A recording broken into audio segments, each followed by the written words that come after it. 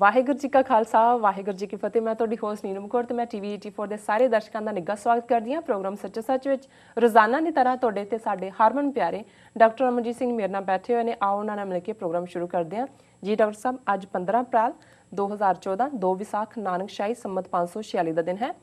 Doctor ਸਾਹਿਬ, programme ਦੇ ਸ਼ੁਰੂ ਵਿੱਚ ਤੁਸੀਂ ਸਾਡੇ ਦਰਸ਼ਕਾਂ ਨਾਲ ਸਾਂਝਾ ਕਰਨਾ ਚਾਹੁੰਦੇ ਹੋ ਅੱਜ ਦਾ ਕੋਈ ਅਹਿਮ ਮੁੱਦਾ? ਸਭ ਤੋਂ ਪਹਿਲਾਂ ਅਸੀਂ ਉਹਨਾਂ ਸਮੂਹ TV 84 ਦੇ ਔਰ ਪ੍ਰੋਗਰਾਮ ਸੱਚੋ ਸੱਚ ਦੇ ਦਰਸ਼ਕਾਂ ਦਾ ਔਰ ਸਰੋਤਿਆਂ ਦਾ ਧੰਨਵਾਦ ਕਰਨਾ ਚਾਹੁੰਦੇ ਜੀ, ਜਿਨ੍ਹਾਂ ਨੇ ਕੱਲ੍ਹ ਦੇ ਖਾਲਸਾ ਸਾਜਨਾ ਦਿਵਸ ਦੇ ਮੌਕੇ ਸਾਨੂੰ ਈਮੇਲ ਰਾਹੀਂ, ਜ਼ਬਾਨੀ, ਟੈਲੀਫੋਨ ਮੈਸੇਜ, ਟੈਕਸਟ ਮੈਸੇਜ ਰਾਹੀਂ ਜੀ ਮੁਬਾਰਕਾਂ ਦਿੱਤੀਆਂ ਨੇ। ਸਾਨੂੰ ਆਪਣੇ ਇਹਨਾਂ ਸਾਰੇ ਵੀਰਾਂ ਭੈਣਾਂ 'ਤੇ ਮਾਣ ਹੈ। ਅਸੀਂ ਸਮਝਦੇ ਹਾਂ ਵੀ ਇਹ ਸਾਡਾ ਸਰਮਾਇਆ ਨੇ, ਸਾਡੀ ਪੂੰਜੀ ਨੇ ਜੀ। ਔਰ ਅੱਜ ਜਿਹੜੀ ਪੰਥ ਦੇ ਵਿੱਚ ਇੱਕ ਜਾਗਰੂਕਤਾ ਹੈ, ਅਵੇਅਰਨੈਸ ਹੈ ਕਿ ਅਸੀਂ ਖਾਲਸਾ ਸਾਜਨਾ ਦਿਵਸ ਦੀ ਅਹਿਮੀਅਤ ਨੂੰ ਠੀਕ ਸਪਿਰਿਟ ਦੇ ਵਿੱਚ ਸਮਝਣ ਦਾ ਯਤਨ ਕਰਦੇ ਹਾਂ। ਉਸ ਦਾ ਹੀ ਇਹ ਨਤੀਜਾ ਹੈ ਕਿ ਅੱਜ ਨਵੀਂ ਟੈਕਨੋਲੋਜੀ ਵੀ ਜਿਹੜੀ ਹੈ ਉਸ ਰਾਹੀਂ ਇਹ ਮੁਬਾਰਕਾਂ, ਵਧਾਈਆਂ ਜਿਹੜੀਆਂ ਨੇ ਉਹ ਬੜੀ ਕੁਇੱਕ ਦਿੱਤੀਆਂ ਜਾਂਦੀਆਂ, ਪਰ ਹਰ ਇੱਕ ਨੂੰ ਇਹ ਯਾਦ ਹੁੰਦਾ ਹੈ ਕਿ ਅੱਜ ਖਾਲਸਾ ਸਾਜਨਾ ਦਿਵਸ ਹੈ। ਸੋ ਅਸੀਂ ਸਭ ਦਾ ਸ਼ੁਕਰੀਆ ਅਦਾ ਕਰਦੇ ਜੀ ਜੀ। ਪੰਜਾਬ ਦੇ ਇਲੈਕਸ਼ਨ ਸੀਨ ਦੇ ਉੱਤੇ ਕਾਫੀ ਦਿਲਚਸਪ ਵਰਤਾਰੇ ਹੋ ਰਹੇ ਨੇ ਜੀ। ਬੇਸ਼ੱਕ ਅਜੇ ਪਾਰਟੀਆਂ ਦਾ ਆਪੋ ਆਪਣਾ ਕੈਂਪੇਨ ਚੱਲ ਰਿਹਾ ਹੈ, ਬੜੀਆਂ ਘਟੀਆ ਲੈਵਲ ਦੀਆਂ ਦੂਸ਼ਣਬਾਜ਼ੀਆਂ ਵੀ ਚੱਲ ਰਹੀਆਂ ਜੀ ਜੀ। ਖਾਸ ਤੌਰ 'ਤੇ ਅੰਮ੍ਰਿਤਸਰ ਦੀ ਸੀਟ ਜਿਹੜੀ ਹੈ ਉਹ ਕੈਪਟਨ ਅਮਰਿੰਦਰ ਸਿੰਘ ਔਰ ਅਰੁਣ ਜੇਤਲੀ ਦੇ ਵਿਚਕਾਰ ਕੌਰਵਾਂ ਪਾਂਡਵਾਂ ਦੀ ਲੜਾਈ ਵਾਂਗ, ਜਿਵੇਂ ਭਾਵੇਂ ਉਹਨਾਂ ਦੇ ਹੀ ਆਪਣੇ ਕੱਲ੍ਹ ਤੱਕ ਦੇ ਸਾਥੀ ਸੀ, ਕੋਈ ਇੱਧਰ ਹੈ ਕੋਈ ਉੱਧਰ ਹੈ, ਔਰ ਕੁਛ ਬਿਆਨਬਾਜ਼ੀਆਂ ਤਾਂ ਬੜੀਆਂ ਘਟੀਆ ਪੱਧਰ ਦੀਆਂ ਵੀ ਨੇ। ਲੇਕਿਨ ਕੁੱਲ ਮਿਲਾ ਕੇ ਕਾਂਗਰਸ ਦੇ ਵੱਡੇ ਜਿਹੜੇ ਲੀਡਰ ਸੀ, ਉਹ ਜਾਖੜ ਦਾ ਮੁੰਡਾ ਹੋਏ, ਸੁਨੀਲ ਜਾਖੜ, ਅਮਰਿੰਦਰ ਹੋਏ, ਇਹਨਾਂ ਸਾਰਿਆਂ ਦੇ ਫੀਲਡ ਚਾਣ ਨਾਲ ਪੰਜਾਬ ਦੇ ਵਿੱਚ ਇੱਕ ਚੰਗੀ ਫਾਈਟ ਬਣ ਗਈ ਜੀ।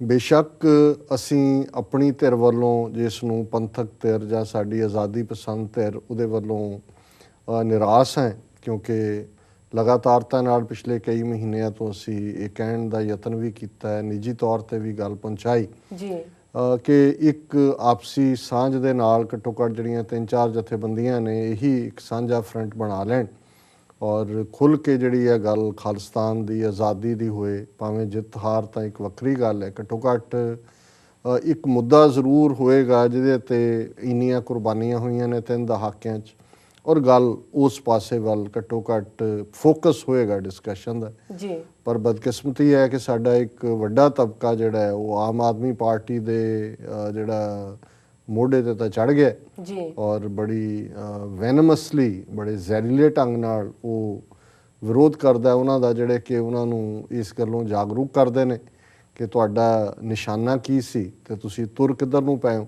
ਜੀ। ਪਰ ਇਹਦੇ ਬਾਵਜੂਦ ਅਸੀਂ ਇਸ ਗੱਲ ਦੇ ਲਈ ਆਸਵੰਦ ਵੀ ਹੈ ਕਿ ਇਹ ਨਹੀਂ ਹੈ ਕਿ ਗੱਲ ਉੱਥੇ ਸਾਰੇ ਹੀ ਜਿਹੜੇ ਬਾਦਲ ਦੇ ਬੈਂਡ ਵੈਗਨ 'ਤੇ ਸਵਾਰ ਸਨ ਉਹ ਅੱਜ ਵੀ ਸਵਾਰ ਨੇ, ਉੱਥੇ ਵੀ ਜਿਹੜੀਆਂ ਨੇ ਹੁਣ ਤ੍ਰੇੜਾਂ ਪੈਣੀਆਂ ਸ਼ੁਰੂ ਹੋਈਆਂ ਜੀ।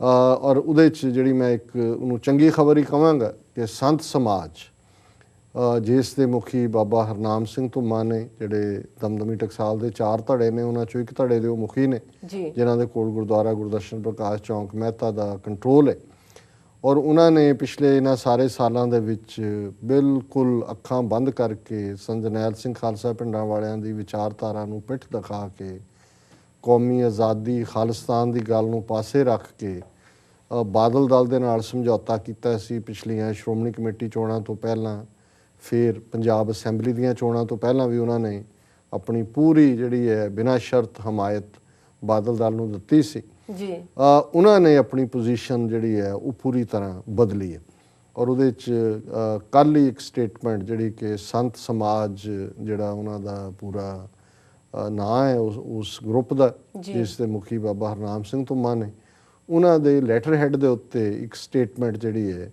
ਉਹ ਜਾਰੀ ਹੋਈ ਹੈ ਜੀ। ਔਰ ਉਹਦੇ 'ਚ ਉਹਨਾਂ ਨੇ ਇਹ ਗੱਲ ਕਹੀ ਹੈ ਕਿ ਵੀ ਇੱਕ ਪਾਸੇ ਕਾਂਗਰਸ ਹੈ ਜਿਹੜੀ ਕਿ ਸਿੱਖ ਦੁਸ਼ਮਣ ਜਮਾਤ ਹੈ, ਜਿਨ੍ਹਾਂ ਨੇ ਘੱਲੂਘਾਰੇ ਵਰਤਾਏ, ਜ਼ੁਲਮ ਕੀਤੇ ਜੀ ਜੀ, ਔਰ ਫਿਰ ਉਹਨਾਂ ਨੇ ਕਿਹਾ ਵੀ ਦੂਸਰੇ ਪਾਸੇ BJP ਉਹ ਜਮਾਤ ਹੈ ਜਿਨ੍ਹਾਂ ਨੇ ਪੂਰਾ ਉਸ ਸਿੱਖ ਨਸਲਕੁਸ਼ੀ ਦੇ ਵਿੱਚ ਸਰਕਾਰ ਦਾ ਸਹਿਯੋਗ ਕੀਤਾ, ਔਰ ਉਹਨਾਂ ਨੇ ਅਡਵਾਨੀ ਦੀ ਕਿਤਾਬ ਦਾ ਭਾਵੇਂ ਡਾਇਰੈਕਟ ਜ਼ਿਕਰ ਨਹੀਂ ਕੀਤਾ ਕਿ ਇਹਨਾਂ ਨੇ ਬੜੇ ਮਾਣ ਦੇ ਨਾਲ ਜਿੱਥੇ ਘੱਲੂਘਾਰਾ ਕਰਵਾਉਣ ਦੇ ਲਈ ਆਪਣੇ ਰੋਲ ਨੂੰ ਕਬੂਲਿਆ, ਉੱਥੇ ਉਹਨਾਂ ਨੇ ਸੰਤ ਜਰਨੈਲ ਸਿੰਘ ਖਾਲਸਾ ਪਿੰਡਾਂ ਵਾਲਿਆਂ ਪ੍ਰਤੀ ਵੀ ਮਹਿਕਸ਼ੁਰ ਜਿਹੜਾ ਇੱਕ ਬੜਾ ਖਤਰਨਾਕ ਹਿੰਦੂ ਮਾਈਥੋਲੋਜੀ ਦਾ ਰਾਖਸ਼ ਹੈ ਜੀ, ਉਸ ਦੇ ਨਾਲ ਸੰਤਾਂ ਨੂੰ ਇਹਨਾਂ ਨੇ ਤਸ਼ਬੀਹ ਦਿੱਤੀ। ਇਸ ਲਈ ਇਹ ਵੀ ਬਰਾਬਰ ਦੀ ਸਿੱਖ ਦੁਸ਼ਮਣ ਜਮਾਤ ਹੈ। ਸੋ ਉਹਨਾਂ ਨੇ ਇਹ ਪੋਜੀਸ਼ਨ ਲਈ ਹੈ ਵੀ ਅਸੀਂ, ਕਿਉਂਕਿ ਬਾਦਲ ਦਲ ਇਹਨਾਂ ਦੇ ਨਾਲ ਸਹਿਯੋਗ ਕਰ ਰਿਹਾ ਬੀਜੇਪੀ ਦੇ ਨਾਲ, ਸੋ ਅਸੀਂ, ਉਹਨਾਂ ਨੇ ਕਿਹਾ ਕਿ ਵੀ ਇਹਨਾਂ ਤੋਂ ਸਿੱਖ ਵੋਟਰਾਂ ਨੂੰ ਅਪੀਲ ਕਰਦੇ ਹਾਂ ਕਿ ਇਹਨਾਂ ਦੋਨਾਂ ਪਾਰਟੀਆਂ ਨੂੰ ਵੋਟ ਨਾ ਕਰਨ। ਔਰ ਬਹੁਤ ਚੰਗੀ ਗੱਲ ਹੈ ਵੀ ਉਹਨਾਂ ਨੇ ਖੁੱਲ੍ਹ ਕੇ ਇਹ ਗੱਲ ਕਹੀ ਹੈ ਕਿ ਸ਼੍ਰੋਮਣੀ ਅਕਾਲੀ ਦਲ ਅੰਮ੍ਰਿਤਸਰ ਜਿਹੜਾ ਜਿਸ ਦੇ ਪ੍ਰਧਾਨ ਸਰ ਸਿਮਰਨਜੀਤ ਸਿੰਘ ਮਾਨ ਨੇ, ਉਹਨਾਂ ਨੂੰ ਪੂਰੀ ਅਸੀਂ ਹਮਾਇਤ ਦੇਣ ਦਾ ਫੈਸਲਾ ਕਰਦੇ ਹਾਂ। ਹਾਲਾਂਕਿ ਹਕੀਕਤਨ ਔਨ ਦਾ ਗਰਾਊਂਡ ਇਹਨਾਂ ਦੇ ਕੋਲ ਕਿੰਨੀ ਕੁ ਫੋਰਸ ਹੈ ਜਾਂ ਨਹੀਂ ਹੈ, ਇਹ ਤਾਂ ਇੱਕ ਵੱਖਰਾ ਵਿਸ਼ਾ ਹੈ। ਪਰ ਮੈਂ ਸਮਝਦਾ ਵੀ ਇਹ ਇੱਕ, ਇਹਨੂੰ ਮੈਂ ਹਾਂ ਪੱਖੀ ਗੱਲ ਕਹਾਂਗਾ। ਹਾਲਾਂਕਿ ਉਹਦੇ 'ਚ ਜ਼ਾਹਰ ਹੈ ਕਿ ਅੰਦਰੂਨੀ ਕਾਰਨ ਕੀ ਨੇ, ਉਹ ਕੁਛ ਦੇਰ ਬਾਅਦ ਸਾਹਮਣੇ ਵੀ ਆ ਜਾਣਗੇ।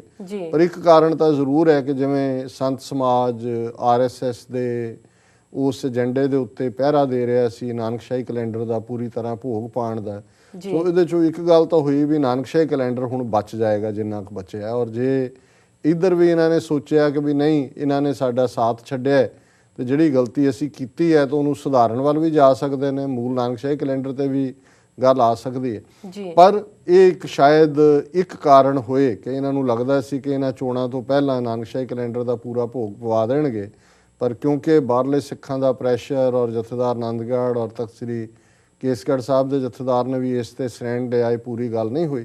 ਪਰ ਅਸੀਂ ਸਮਝਦੇ ਵੀ ਇਸ ਤੋਂ ਬਿਨਾਂ ਕੋਈ ਹੋਰ ਵੀ ਅੰਦਰੂਨੀ ਫੈਕਟਰ ਹੋਣਗੇ ਕਿ ਜਿਵੇਂ ਅਸੈਂਬਲੀ ਚੋਣਾਂ ਤੋਂ ਪਹਿਲਾਂ ਇਹਨਾਂ ਨੇ ਹਮਾਇਤ ਦਿੱਤੀ ਸੀ, ਜੋ ਇਹਨਾਂ ਦੀਆਂ ਕੋਈ ਹੋਰ ਲੋੜਾਂ ਜਾਂ ਮੰਗਾਂ ਹੋਣਗੀਆਂ, ਹੋ ਸਕਦਾ ਹੈ ਬਾਦਲ ਦਲ ਨੇ ਉਹ ਪੂਰੀਆਂ ਨਾ ਕੀਤੀਆਂ ਹੋਣ। ਪਰ ਕਾਰਨ ਕੁਛ ਵੀ ਹੋਏ, ਅਸੀਂ ਇਹ ਸਮਝਦੇ ਹਾਂ ਵੀ ਇਹ ਇੱਕ ਹਾਂ ਪੱਖੀ ਗੱਲ ਹੈ। ਇਸ ਨਾਲ ਜਿੱਥੇ ਅਕਾਲੀ ਦਲ ਅੰਮ੍ਰਿਤਸਰ ਦੀ ਚੋਣ ਮੁਹਿੰਮ ਨੂੰ ਜਿਹੜਾ ਉਹ ਹੁਲਾਰਾ ਮਿਲੇਗਾ, ਉਹਦੇ ਨਾਲ ਘੱਟੋ ਘੱਟ ਇਹ ਜਿਹੜਾ ਹਮੇਸ਼ਾ ਸਾਨੂੰ ਇਸ ਗੱਲ ਦਾ ਦੁੱਖ ਹੁੰਦਾ ਸੀ ਕਿ ਸੰਤ ਜਰਨੈਲ ਸਿੰਘ ਖਾਲਸਾ ਪਿੰਡਾਂ ਵਾਲੇ 20ਵੀਂ ਸਦੀ ਦੇ ਮਹਾਨ ਸਿੱਖ, ਜਿਨ੍ਹਾਂ ਨੇ 150 ਸਾਲ ਬਾਅਦ, ਜੇ 1849 'ਚ ਖਾਲਸਾ ਰਾਜ ਗਿਆ ਔਰ ਉਸ ਤੋਂ ਬਾਅਦ ਲਗਾਤਾਰਤਾ ਨਾਲ ਕਿਤੇ ਵੀ ਕਿਸੇ ਨੇ ਸਪਸ਼ਟ ਤੌਰ ਦੇ ਉੱਤੇ ਸਿੱਖ ਰਾਜ ਦੀ ਗੱਲ ਦੇ ਉੱਤੇ ਕੌਮ ਨੂੰ ਲਾਮਬੰਦ ਨਹੀਂ ਕੀਤਾ। ਵਿਚਾਰਧਾਰਕ ਗੱਲ ਤਾਂ ਰਹੀ, ਜਿਵੇਂ ਸਰ ਕਪੂਰ ਸਿੰਘ ਸਨ, ਪਰ ਉਹਨਾਂ ਨੇ ਇਸ ਗੱਲ ਨੂੰ ਸਾਹਮਣੇ ਲਿਆਂਦਾ। ਫਿਰ ਉਹਨਾਂ ਦਾ ਇਹ ਬਚਨ ਸੀ ਕਿ ਭਾਈ ਅਸੀਂ ਇਹਨਾਂ ਦੇ ਨਾਲ ਰਹਿਣਾ ਚਾਹੁੰਦੇ, ਇਹਨਾਂ ਨੇ ਦੇਖਣਾ ਹੈ ਕਿ ਸਾਨੂੰ ਨਾਲ ਰੱਖਣਾ ਹੈ ਕਿ ਨਹੀਂ। ਪਰ ਜਿਸ ਦਿਨ ਭਾਰਤ ਦੀ ਫੌਜ ਦੇ ਪੈਰ ਦਰਬਾਰ ਸਾਹਿਬ ਦੀ ਹਦੂਦ 'ਚ ਪਏ, ਖਾਲਿਸਤਾਨ ਦੀ ਨਹੀਂ ਰੱਖੀ ਜਾਵੇਗੀ। ਸੋ ਹਮੇਸ਼ਾ ਸਾਡਾ ਇਹ ਸੀ ਕਿ ਬਈ ਇੱਕ ਪਾਸੇ ਤਾਂ ਸੰਤ ਜਰਨੈਲ ਸਿੰਘ ਖਾਲਸਾ ਪਿੰਡਾਂ ਵਾਲੇ ਔਰ ਸਾਰਾ ਜਥਾ ਦਮਦਮੀ ਟਕਸਾਲ ਦਾ ਜਿਹੜੇ ਉਹਨਾਂ ਨੇ ਘੜੇ ਉਹ ਸ਼ਹੀਦ ਹੋਏ ਜੂਝ ਕੇ ਔਰ ਕੌਮ ਨੂੰ ਖਾਲਿਸਤਾਨ ਦੇ ਰਾਹ ਤੇ ਤੋਰਿਆ। ਦਹਾਕਾ, ਡੇਢ ਦਹਾਕਾ, ਲੱਖ, 1.5 ਲੱਖ ਕੌਮ ਦੇ ਨੌਜਵਾਨ, ਗੱਭਰੂ, ਮੁਟਿਆਰਾਂ ਇਸ ਰਸਤੇ ਤੇ ਤੁਰੇ। ਤੇ ਜਿਹੜੀ ਦਮਦਮੀ ਟਕਸਾਲ ਅੱਜ ਆਪਣੇ ਆਪ ਨੂੰ ਸੰਤ ਪਿੰਡਾਂ ਵਾਲਿਆਂ ਦੀ ਲੈਗੇਸੀ ਦੇ ਨਾਲ, ਵਿਰਸੇ ਦੇ ਨਾਲ ਜੋੜਦੀ ਹੈ, ਉਹ ਜਿਹੜੀ ਆ ਉਹ ਬਾਦਲ ਦੀ ਝੋਲੀ 'ਚ ਬੈਠੀ ਹੋਈ ਹੈ। ਸੋ ਘੱਟੋ ਘੱਟ ਇਹ ਗੱਲ ਜ਼ਰੂਰ ਇਸ ਦੇ ਨਾਲ ਸਾਹਮਣੇ ਆਈ ਹੈ ਕਿ ਘੱਟੋ ਘੱਟ ਇਸ ਵਾਰ, ਇੱਕ ਵਾਰ ਕੱਲ੍ਹ ਨੂੰ ਫੇਰ ਕੋਈ ਸਮਝੌਤਾ ਕਰਕੇ ਵਾਪਸ ਚਲੇ ਜਾਣ ਜਾਂ ਕੋਈ ਹੋਰ ਹੋਏ, ਇਹ ਤਾਂ ਹੁਣ ਉਹੀ ਜਾਣਦੇ ਨੇ। ਪਰ ਇਹ ਇੱਕ ਪੋਜ਼ੀਟਿਵ ਖਬਰ ਹੈ ਔਰ ਅਸੀਂ ਸਮਝਦੇ ਹਾਂ ਵੀ ਜਿਵੇਂ ਸਾਡੇ ਪੰਜਾਬੀ 'ਚ ਬਹੁਤ ਸਾਰੇ ਅਖਾਣ ਨੇ, ਜਿਨ੍ਹਾਂ 'ਚੋਂ ਇੱਕ ਇਹ ਹੈ ਕਿ ਵੀ ਜੇ ਸਵੇਰ ਦਾ ਭੁੱਲਿਆ ਸ਼ਾਮ ਨੂੰ ਘਰ ਆ ਜਾਏ ਤੇ ਭੁੱਲਿਆ ਉਹਨੂੰ ਨਹੀਂ ਕਹਿੰਦੇ। ਤੇ ਇਸ ਤਰ੍ਹਾਂ ਹੀ ਫਾਰਸੀ ਵਾਲਿਆਂ ਨੇ ਇੱਕ ਹੋਰ ਅਖਾਣ ਘੜਿਆ ਹੋਇਆ ਹੈ ਵੀ ਦੇਰ ਆਏ ਦਰੁਸਤ ਆਏ, ਕਿ ਵੀ ਭਾਵੇਂ ਦੇਰ ਨਾਲ ਹੀ ਕੋਈ ਫੈਸਲਾ ਲਿਆ ਪਰ ਉਹ ਦਰੁਸਤ ਹੈ। ਸੋ ਅਸੀਂ ਆਪਣੇ ਵੱਲੋਂ ਇਸ ਗੱਲ ਦੇ ਲਈ ਇਹਨਾਂ ਨੂੰ ਮੁਬਾਰਕਬਾਦ ਦਿੰਦੇ ਹਾਂ, ਬਾਬਾ ਹਰਨਾਮ ਸਿੰਘ ਧੁੰਮਾ ਨੂੰ।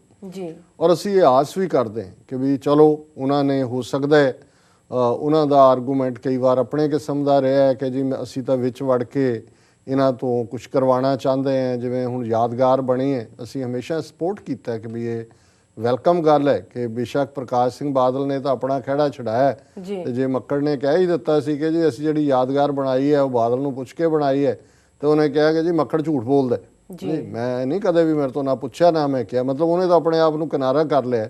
ਪਰ ਚਲੋ ਇਹਨੂੰ ਵੀ ਅਸੀਂ ਇੱਕ ਪ੍ਰਾਪਤੀ ਕਹਿੰਦੇ ਹਾਂ ਕਿ ਹਰਿਮੰਦਰ ਸਾਹਿਬ ਦੀਆਂ ਪਰਿਕਰਮਾ ਦੇ ਵਿੱਚ ਝੰਡੇ ਬੁੰਗੇ ਦੇ ਕੋਲ ਜੂਨ 84 ਦੇ ਘੱਲੂਘਾਰੇ ਦੀ ਸ਼ਹੀਦਾਂ ਦੀ, ਵਿਸ਼ੇਸ਼ ਤੌਰ ਤੇ ਸੰਤ ਜਰਨੈਲ ਸਿੰਘ ਖਾਲਸਾ ਪਿੰਡਾਂ ਵਾਲੇ, ਜਨਰਲ ਸੁਬੇਗ ਸਿੰਘ, ਬਾਬਾ ਠਾਰਾ ਸਿੰਘ, ਉਹਨਾਂ ਦੀ ਯਾਦਗਾਰ ਸਥਾਪਿਤ ਹੋਈ ਹੈ। ਜੇ ਇਹਨਾਂ ਦਾ ਮਕਸਦ ਵਿੱਚ ਵੜਨ ਦਾ ਇਹੀ ਸੀ ਤੇ ਹੁਣ ਉਹਨਾਂ ਨੇ ਰਿਅਲਾਈਜ਼ ਕੀਤਾ ਹੈ ਕਿ ਇਨਫ ਇਜ਼ ਇਨਫ, ਕਿ ਵੀ ਇਹ ਤਾਂ ਬਾਦਲ ਨੇ ਬਿਲਕੁਲ ਹੀ ਹਿੰਦੂਤਵੀ ਏਜੰਡੇ ਤੇ ਚਾੜ ਦਿੱਤਾ ਹੈ। ਔਰ ਅੰਮ੍ਰਿਤਸਰ ਤੋਂ ਲਿਆ ਕੇ ਅਰੁਣ ਜੇਤਲੀ ਨੂੰ ਖੜਾ ਕਰਨਾ ਜਿਹੜਾ RSS ਦਾ ਆਈਡੀਆਲੋਗ ਹੈ, ਇਹੀ ਗੱਲ ਨਹੀਂ ਇੱਥੇ ਹੀ ਬਸ ਨਹੀਂ ਹੈ। ਕੁਦਰਤੀ 2 ਦਿਨ ਪਹਿਲਾਂ ਮੈਂ ਜਥੇਦਾਰ ਰਣਜੀਤ ਸਿੰਘ ਸਾਬਕਾ ਜਥੇਦਾਰ ਅਕਾਲ ਤਖਤ ਸਾਹਿਬ ਦਾ ਇੱਕ ਸਟੇਟਮੈਂਟ ਦੇਖੀ ਹੈ ਜੀ, ਮੈਨੂੰ ਵੀ ਇਸ ਗੱਲ ਦਾ ਪਤਾ ਨਹੀਂ ਸੀ। ਉਹਨਾਂ ਨੇ ਕਿਹਾ ਕਿ ਜੀ ਜਦੋਂ ਮੈਨੂੰ ਫੜਿਆ ਗਿਆ, ਕਿਉਂਕਿ ਨਰਕਧਾਰੀ ਗੁਰਬਚਨੇ ਨੂੰ ਸੋਧਣ ਦਾ ਕੇਸ ਉਹਨਾਂ ਦੇ ਉੱਤੇ ਸੀ ਔਰ ਮੈਂ ਜੇਲ੍ਹ ਦੇ ਵਿੱਚ ਸੀ, ਤੇ ਨਿਰੰਕਾਰੀਆਂ ਦੇ ਵੱਲੋਂ ਇਹ ਵਕੀਲ ਅਰੁਣ ਜੇਤਲੀ ਪੇਸ਼ ਹੋਇਆ ਜਿਹਨੇ ਮੰਗ ਕੀਤੀ ਕਿ ਜੀ ਇਹ ਜਿਹੜਾ ਮੁਕੱਦਮਾ ਹੈ ਅਦਾਲਤ 'ਚ ਨਾ ਚਲਾਇਆ ਜਾਏ, ਇਹ ਜੇਲ੍ਹ ਨੂੰ ਹੀ ਅਦਾਲਤ ਬਣਾਇਆ ਜਾਏ। ਉਦੋਂ ਤੱਕ ਤਾਂ ਇਹ ਹੁੰਦਾ ਸੀ ਕਿ ਵੀ ਇਹ ਮੁਕੱਦਮਾ ਤੇ ਅਦਾਲਤ ਚੱਲਦਾ ਸੀ ਜੀ। ਔਰ ਉਹਨਾਂ ਨੇ ਕਿਹਾ ਜੀ ਕਿ ਜੱਜ ਨੇ ਅਰੁਣ ਜੇਤਲੀ ਦੇ ਆਰਗੂਮੈਂਟ ਨੂੰ ਮੰਨ ਕੇ ਜਿਹੜਾ ਉਹ ਜੇਲ੍ਹ ਦੇ ਵਿੱਚ ਜਿਹੜਾ ਉਹ ਮੁਕੱਦਮਾ ਚਲਾਇਆ। ਔਰ ਉਹਦੇ ਤੋਂ ਐਸਾ ਇੱਕ ਐਸਟੈਬਲਿਸ਼ ਹੋ ਗਿਆ, ਅੱਜ ਜਗਤਾਰ ਸਿੰਘ ਹਵਾਰਾ ਹੋਣ, ਦੂਸਰੇ ਹੋਣ, ਉਹਨਾਂ ਨੂੰ ਵੀ ਉਹ ਜੇਲ੍ਹਾਂ ਦੇ ਵਿੱਚ in camera trial the line ਆਈ। ਪਰ ਉਹਦੇ ਨਾਲੋਂ ਵੀ ਜ਼ਿਆਦਾ ਮੈਨੂੰ ਇਹ ਲੱਗਾ ਵੀ ਅੱਛਾ ਇਹ ਅਰੁਣ ਜੇਤਲੀ ਜਿਹਨੂੰ ਲਿਆ ਕੇ ਅੰਮ੍ਰਿਤਸਰੋਂ ਖੜਾ ਕੀਤਾ, ਇਹ ਨਿਰੰਕਾਰੀਆਂ ਦਾ ਵਕੀਲ ਸੀ।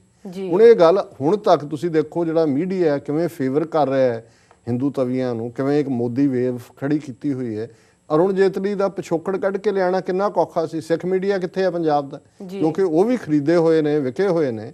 ਔਰ ਮੈਂ ਇਹ ਦੇਖ ਰਿਹਾ ਸੀ ਕਿ ਜਦੋਂ ਇਹ ਮੈਂ ਖਬਰ ਸੰਤ ਸਮਾਜ ਵੱਲੋਂ ਅਕਾਲੀ ਦਲ ਅੰਮ੍ਰਿਤਸਰ ਦੀ ਹਮਾਇਤ ਦੀ ਭੇਜੀ ਆਪਣੇ ਹੈਡਲਾਈਨ ਨਿਊਜ਼ ਵਾਲਿਆਂ ਨੂੰ ਵੀ, ਤੇ ਉਹਨਾਂ ਨੇ ਕਿਹਾ ਜੀ ਇਹ ਤਾਂ ਅਸੀਂ ਕਿਤੇ ਦੇਖੀ ਨਹੀਂ, ਮੀਡੀਆ 'ਚ ਨਹੀਂ ਉੱਥੇ ਲੱਗੀ। ਮੈਂ ਕਿਹਾ ਜੀ ਮੀਡੀਆ ਕਿਉਂ ਲਾਏ ਗਏ? ਹੁਣ ਇੱਕ ਇੰਪੋਰਟੈਂਟ ਡਿਵੈਲਪਮੈਂਟ ਹੈ ਸਵਾਏ ਪੰਜਾਬ ਸਪੈਕਟਰਮ ਦਾ, ਜਿਹੜਾ ਸਾਡਾ ਵੀ ਸੋਰਸ ਉਹੀ ਸੀ। ਪਰ ਜਦੋਂ ਮੈਂ ਉਹਨਾਂ ਦੇ ਲੈਟਰ ਹੈਡ ਦੇ ਉੱਤੇ ਪੂਰੀ ਸਟੇਟਮੈਂਟ ਪੜ੍ਹੀ ਤਾਂ ਮੈਨੂੰ ਤਸੱਲੀ ਹੋਈ ਕਿ ਵੀ ਕਨਫਰਮਡ ਨਿਊਜ਼ ਹੈ। ਸੋ ਇਸ ਖਬਰ ਨੂੰ ਹੀ ਗਾਇਬ ਕਰ ਦਿੱਤਾ। ਤੇ ਹੁਣ ਉਸ ਅਰੁਣ ਜੇਤਲੀ ਨੂੰ ਜਿਹੜਾ ਨਰਕਧਾਰੀਆਂ ਦਾ ਵਕੀਲ ਰਿਹਾ, ਜਿਹੜਾ RSS ਦਾ ਆਈਡੀਅਲ, ਇਹ ਫੈਕਟ ਕਿਸੇ ਨੇ ਨਹੀਂ ਲਿਆਂਦਾ ਹੈ ਕਿ ਜੀ ਇਹ ਤਾਂ ਨਰਕਧਾਰੀਆਂ ਵੱਲੋਂ ਵਕੀਲ ਦੇ ਤੌਰ ਤੇ ਖੜਾ ਹੋਇਆ ਸੀ। ਹੁਣ ਉਹਨੂੰ ਲਿਆ ਕੇ ਅੰਮ੍ਰਿਤਸਰ 'ਚ ਬਿਠਾਣਾ, ਔਰ ਜਿਹੜਾ ਬਿਲਕੁਲ ਜੋ BJP ਦੀ ਪੋਜੀਸ਼ਨ ਹੈ ਜੂਨ 84 ਦੇ ਘੱਲੂਘਾਰੇ ਦੇ ਉੱਤੇ ਔਰ ਅਦਰਵਾਈਜ਼ ਉਹ ਸਭ ਨੂੰ ਵਾਜ਼ਿਆ ਹੀ ਹੈ। ਸੋ ਅਸੀਂ ਸਮਝਦੇ ਹਾਂ ਵੀ ਇਸ ਪੱਖ ਤੋਂ ਵੀ ਉਹਨਾਂ ਨੇ ਇੱਕ ਠੀਕ ਲਾਈਨ ਲਈ ਹੈ। ਔਰ ਜਿਵੇਂ ਮੈਂ ਸਮਝਦਾ ਹਾਂ ਵੀ ਬਹੁਤ ਵਾਰ ਜੇ ਕੋਈ ਬਲੰਡਰ ਵੀ ਹੁੰਦਾ, ਕਿਉਂਕਿ ਮੈਨੂੰ ਇਹ ਲੱਗਦਾ ਸੀ ਵੀ ਇਹ ਬਾਦਲਕਿਆਂ ਦੇ ਨਾਲ ਜਾ ਕੇ ਇਹਨਾਂ ਨੇ ਬਿਲਕੁਲ ਖ਼ਤਮ ਕਰ ਦਿੱਤਾ ਹੈ ਸੰਤ ਪਿੰਡਰਾਣਿਆਂ ਦੀ ਲੈਗੇਸੀ ਨੂੰ, ਦਮਦਮੀ ਟਕਸਾਲ ਦੀ ਲੈਗੇਸੀ ਨੂੰ। ਦਮਦਮੀ ਟਕਸਾਲ 'ਚ ਇਹਨਾਂ ਦੀ ਬਹੁਤ ਵੱਡੀ ਕੰਟਰੀਬਿਊਸ਼ਨ ਹੈ ਖਾਲਸਾ ਪੰਥ ਦੇ ਲਈ, ਪ੍ਰਚਾਰ ਦੇ ਹਵਾਲੇ ਨਾਲ, ਕੁਰਬਾਨੀਆਂ ਸ਼ਹੀਦੀਆਂ ਦੇ ਹਵਾਲੇ ਨਾਲ। ਪਰ ਮੈਨੂੰ ਇਹ ਲੱਗਦਾ ਹੈ ਜੇ ਇਹ ਸੱਚਮੁੱਚ ਇਮਾਨਦਾਰ ਫੈਸਲਾ ਹੈ, ਸਿਰਫ ਇਸ ਗੱਲ ਤੋਂ ਹੀ ਉਹਨਾਂ ਨੂੰ ਹੁਣ ਤਸੱਲੀ ਹੈ ਕਿ ਵੀ ਉਹਨਾਂ ਨੇ ਆਪਣਾ ਕੰਮ ਕਰ ਲਿਆ, ਯਾਦਗਾਰ ਬਣਾ ਲਈ ਹੈ। ਹੁਣ ਉਹ ਖੁੱਲ੍ਹ ਕੇ ਖਾਲਿਸਤਾਨੀ ਏਜੰਡੇ ਦੇ ਉੱਤੇ ਅਗਵਾਈ ਦੇਣ, ਲੀਡਰਸ਼ਿਪ ਦੇਣ। ਔਰ ਮੇਰਾ ਖਿਆਲ ਹੈ ਵੀ ਜੇ ਬਾਦਲ ਕਿਆਂ ਤੋਂ ਖਹਿੜਾ ਛਡਾ ਲੈਣ ਤੇ ਫਿਰ ਇਸ ਗੱਲ ਵੱਲ ਵੀ ਰਾਹ ਪੱਧਰਾ ਹੋ ਸਕਦਾ ਕਿ ਦੂਸਰੀਆਂ ਧਿਰਾਂ, ਖਾਸ ਤੌਰ ਤੇ ਜਥੇਦਾਰ ਰਾਮ ਸਿੰਘ ਦੂਸਰੇ ਪਾਸੇ ਜਿਹੜੇ ਨੇ, ਉਹ ਵੀ ਹੈਂਡ ਆਪਸ ਦੇ ਵਿੱਚ ਜੁਆਇਨ ਕਰਨ। ਦਮਦਮੀ ਟਕਸਾਲ ਦਾ ਇੱਕ ਆਪਣਾ ਮੁਕਾਮ ਹੈ ਪੰਜਾਬ ਦੇ ਵਿੱਚ, ਜ਼ੋਰਦਾਰ ਤਰੀਕੇ ਨਾਲ ਸਿੱਖੀ ਪ੍ਰਚਾਰ, ਧਰਮ ਪ੍ਰਚਾਰ ਦੀ ਲਹਿਰ ਵਿੱਢੀ ਜਾਏ। RSS ਦੇ ਖਿਲਾਫ ਇੱਕ ਪੂਰਾ ਜਿਹੜਾ ਇਹ ਮੁਹਾਜ਼ ਖੜਾ ਹੋਏ ਤਾਂ ਕਿ ਇਹਨਾਂ ਦੀਆਂ ਜਿਹੜੀਆਂ ਨੀਤੀਆਂ ਨੇ ਉਹਨਾਂ ਨੂੰ ਐਕਸਪੋਜ਼ ਕੀਤਾ ਜਾਏ। ਸੋ ਅਸੀਂ ਇਸ ਖਬਰ ਦੇ ਉੱਤੇ ਖੁਸ਼ੀ ਦਾ ਇਜ਼ਹਾਰ ਕਰਦੇ ਹਾਂ ਔਰ ਇਹ ਆਸ ਵੀ ਕਰਦੇ ਹਾਂ ਕਿ ਇਹ ਇੱਕ ਵਨ ਟਾਈਮ ਖਬਰ ਨਾ ਹੋਏ ਕਿ ਮੁੜ ਕੇ ਉਹਨਾਂ ਨੂੰ ਮਨਾਮਨੂ ਕੇ ਉਹ ਲੈਣ ਜਾਂ ਜੋ ਉਹਨਾਂ ਦੀਆਂ ਹੋਰ ਕੋ ਮੰਗਾਂ ਨੇ ਉਹ ਮੰਨ ਲੈਣ ਤੇ ਉਹ ਫਿਰ ਚੋਣਾਂ ਤੋਂ ਬਾਅਦ ਕੋਈ ਹੋਰ ਰਾਹ ਲਿਆ ਹੋਏ। ਬਟ ਜਿੰਨੀ ਕੁ ਖਬਰ ਆਈ ਹੈ ਤੇ ਜਿੰਨਾ ਕੁ ਸਟੈਂਡ ਉਹਨਾਂ ਨੇ ਲਿਆ ਹੈ, ਅਸੀਂ ਉਸ ਦੀ ਸ਼ਲਾਘਾ ਕਰਦੇ ਹਾਂ। ਜੀ ਡਾਕਟਰ ਸਾਹਿਬ, ਤੁਹਾਡਾ ਬਹੁਤ ਬਹੁਤ ਸ਼ੁਕਰੀਆ। ਇਸ ਦੇ ਨਾਲ ਲੈਣੇ ਬ੍ਰੇਕ। ਵਿਊਅਰਸ, ਵਿਚਾਰਾਂ ਦਾ ਸਿਲਸਿਲਾ ਇਸ ਤਰ੍ਹਾਂ ਚੱਲਦਾ ਰਹੇਗਾ। ਮਿਲਦੇ ਹਾਂ ਛੋਟੇ ਜਿਹੇ ਵਕਫੇ ਤੋਂ ਬਾਅਦ।